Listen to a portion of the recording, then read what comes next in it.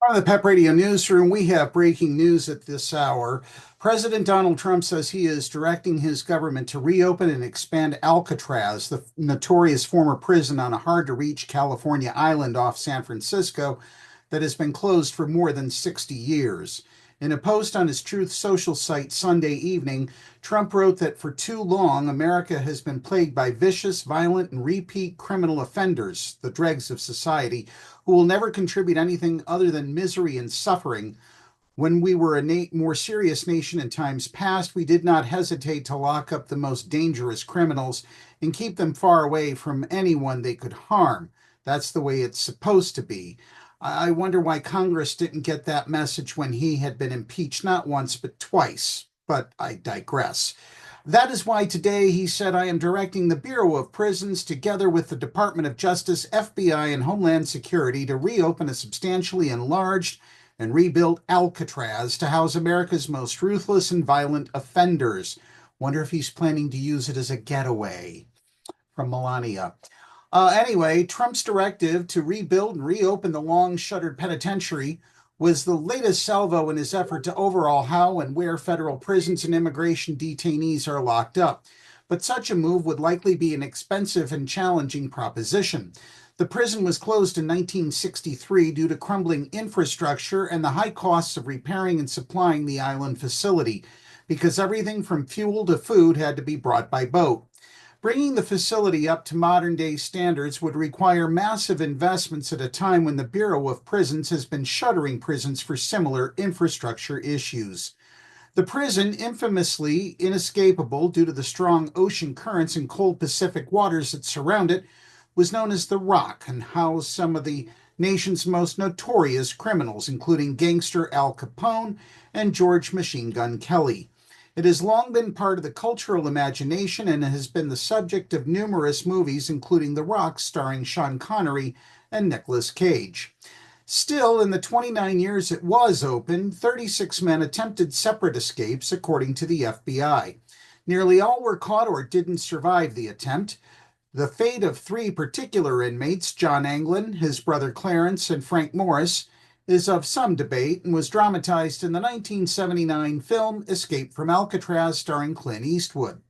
Alcatraz is now a major tourist site that is operated by the National Park Service and is designated a National Historic Landmark.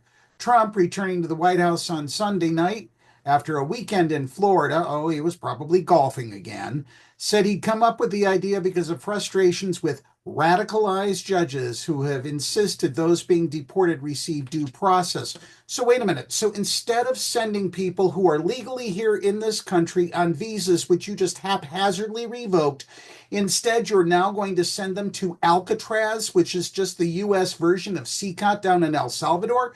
You, sir, Mr. Trump, are a total bastard.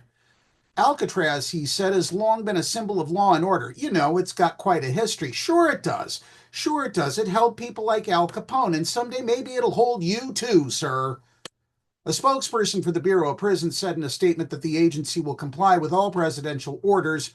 The spokesperson did not immediately answer questions from the Associated Press regarding the practicality and feasibility of reopening Alcatraz or the agency's role in the future of the former prison, given the National Park Service's control of the entire island. Former House Speaker Nancy Pelosi, a California Democrat whose district includes the island, questioned the feasibility of reopening the prison after so many years.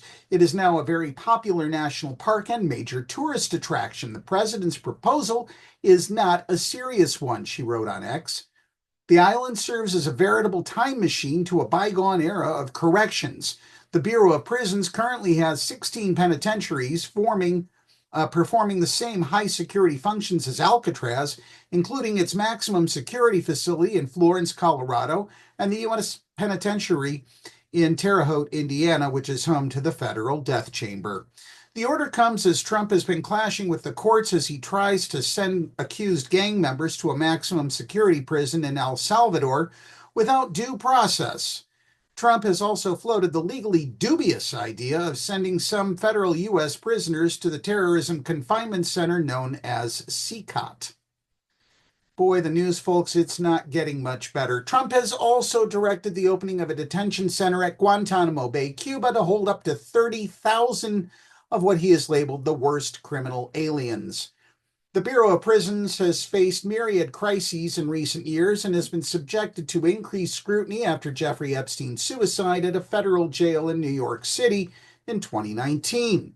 An AP investigation uncovered deep, previously unreported flaws within the Bureau of Prisons.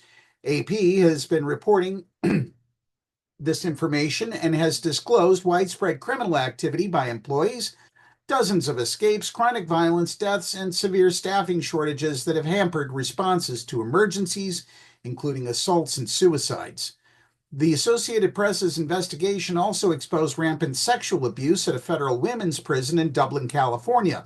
Last year, President Joe Biden signed a law strengthening oversight of the agency after AP reporting spotlighted its many flaws.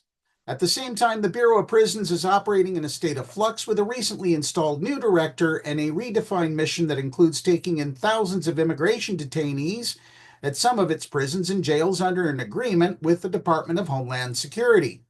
The agency last year closed several facilities in part to cut costs, but also is in the process of building a new prison in Kentucky.